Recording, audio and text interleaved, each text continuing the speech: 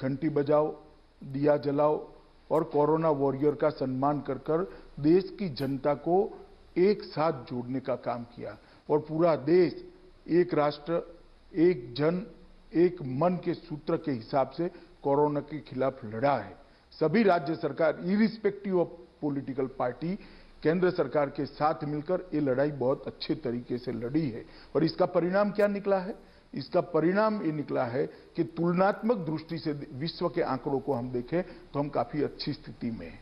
मैं ये नहीं कहता हमारे यहाँ कोई तकलीफ नहीं हुई, मैं ये नहीं कहना चाहता हमारे यहाँ महामारी फैली नहीं है, हमारे यहाँ भी महामारी आई है, ये कुदरती आपदा है, परंतु विश्व के सापेक्ष में उसको देखना पड़ेगा, कंपेरेटिवली इसको देखना पड़ेगा। मैं आज आपको बताना चाहता हूं कि प्रति लाख आबादी भारत में 12.6 लोग कोरोना से प्रभावित है और विश्व की औसत राहुल जी 77.6 लोग हैं विश्व की औसत, इससे बहुत कम है।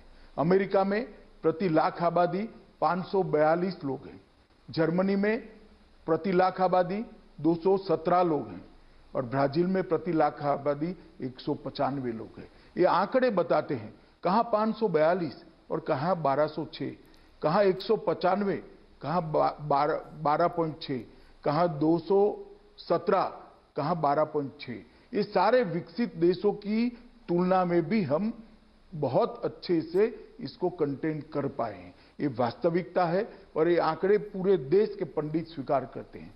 देश में रिकवरी की दर 25 मार्च को 7.10% थी, अब रिकवरी की दर बढ़कर 42.7% हो गई। मैं कल के आंकड़े दे रहा हूं। फैटेलिटी रेट, मृत्यु का दर भारत का 2.8% है, विश्व का एवरेज 6.15% है। और प्रति लाख जनसंख्या मृत्यु अमेरिका में 31.6 है, ब्राजील में 12.1 है, जर्मनी में 10.2 है, वैश्विक औसत 4.7 है और भारत 0.4 पर खड़ा है। ये बताता है कि हमने कोरोना के खिलाफ बहुत अच्छे से लड़ाई लड़ी है। और ये सफलता तब मिली है जब मोदी जी ने सभी राज्य सरकारों को साथ में लिया, 130 करोड़ लोगों को साथ में लिया और हम आगे बढ़े। आप जब अनलॉक 1 की बात कर रहे हैं, मैं इतना ही कहना चाहता हूं कि अब सारे जिलों के अंदर स्वास्थ्य सुविधाएं ठीक ठाक कर ली गई है। वहां होमगार्ड से लेकर पुलिस से लेकर पंचायत के कर्मचारियों की ट्रेनिंग हो चुकी है और वहां स्वास्थ्य कर्मियों की भी ट्रेनिंग हो चुकी है, सारे प्रोटोकॉल्स तय हो चुके हैं, तब जाकर अनलॉक 1 में हम आगे बढ़ रहे हैं। ये जब तक इसका टीका या दवाई नहीं मिल सकती, ढूंढी नहीं जाती, तब तक ये महामारी के साथ जीने का पूरी दुनिया ने आदत डालनी पड़ेगी, भारत ने भी डालनी पड़ेगी। परंतु लॉकडाउन पीरियड का उपयोग करते हुए नरेंद्र मोदी जी के नेतृत्व में हमने सारी व्यवस्थाओं को चुस्त दुरुस्त करने के बाद अनलॉक 1 की दिशा में गए हैं। मुझे भरोसा है अनलॉक 1 के साथ मोदी जी ने जो आत्मनिर्भर भारत का नारा दिया है, इसके साथ भारत पोस्ट कोविड दुनिया के अंदर अपना स्थान और दैदीप्यमान जगह पर ले जाएगा, ऐसा मुझे पूरा भरोसा है। अमित शाह जी, एक चित्र जो इस पूरी महामारी में भारत से उभर कर आया है वो है माइग्रेंट लेबर का, प्रवासी मजदूर का। जगह जगह पर देखा गया है कि प्रवासी मजदूर जो है वो अपने घर से निकल पड़े हैं, बड़े शहरों को छोड़कर अपने गाँव की ओर जा रहे हैं, पैदल चल रहे हैं और उनको बड़ी संकटों की जो है समस्या से निपटना पड़ा है। क्या आपको लगता है कि सरकार ने जब ये लॉकडाउन अनाउंस किया था तो कुछ जल्दीबाजी कर दी? कुछ दिन अगर रुक जाते, थोड़ा माइग्रेंट लेबर की भी बात सोचते, उनको पहले गांव भेज देते और उसके बाद लॉकडाउन लगाते, तो क्या वो ज़्यादा ठीक रहता? देखिए, ऐसा कहना उचित नहीं है। अगर पहले उनको भेजने की व्यवस्था करते तो स्टैम्पेड होने की पूरी संभावनाएं थी। गांवों में अभी स्वास्थ्य सेवाएं तैयार भी नहीं हुई थी, राज्य भी उनको लेने के लिए तैयार नहीं हुए थे। उस वक्त हमारी क्वारंटाइन करने की व्यवस्था भी ठीक नहीं थी और टेस्टिंग व्यवस्था भी अभी बन रही थी हमारे देश की, और ये सारा 2 महीने के अंदर हमने तैयार किया।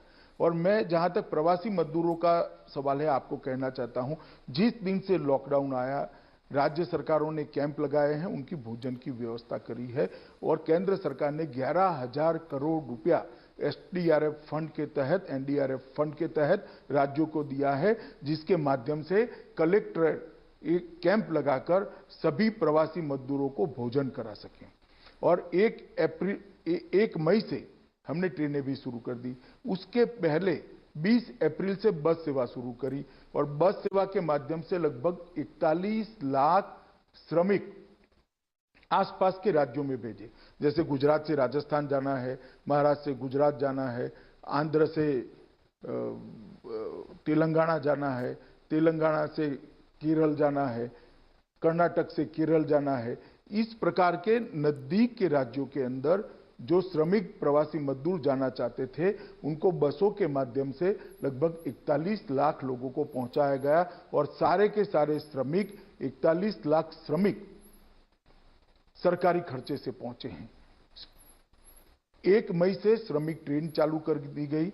लगभग 4,100 से ज्यादा श्रमिक ट्रेन अब तक चल चुकी है और 55 लाख 55 लाख श्रमिक मजदूर अपने गंतव्य स्थान पर पहुंचे हैं।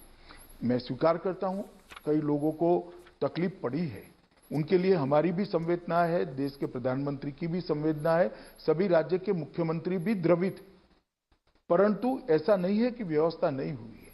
कुछ लोग धैर्य खो बैठे और रोड पर चलना शुरू कर दिए।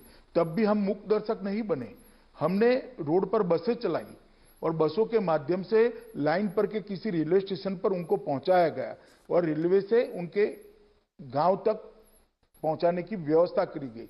फिर भी कई लोग रोड पर गए हैं। मैं इतना ही कहना चाहता हूं कि जो लोग सरकारी व्यवस्था से ट्रेनों के माध्यम से गए, इनके किराए का भी मुद्दा उठाया जाता है। मैं आज स्पष्ट करना चाहता हूं आपके कार्यक्रम के माध्यम से, सबका किराया राज्य सरकारों ने उठाया है 15%, खर्चे का 85% रेलवे ने उठाया है, भारत सरकार ने उठाया है। सबको रेलवे ने लगभग 1.25 करोड़ लोगों को मुफ्त भोजन दिया है, 2.5 करोड़ पानी की बोतल वितरित की गई है। उनके गृह राज्य के अंदर पहुंचने के बाद उनको बसों में बिठाकर क्वारंटाइन सेंटर पर पहुंचाया गया और मुझे लगता है कि क्वारंटाइन करने के बाद उनको भी लगा कि नहीं, ये व्यवस्था ठीक है। सबको वहां राज्य सरकार के खर्चे से भोजन कराया गया और उनको घर पर पहुंचाने की व्यवस्था की। साथ में टिकट प्लस 500 रुपया, कोई राज्यों ने 2,000 रुपया, कोई राज्यों ने 1,000 रुपया, कुछ राज्यों ने, यूपी जैसे राज्य ने साथ में किट भी देने का काम किया और ये सारी योजना सुचारू रूप से चले।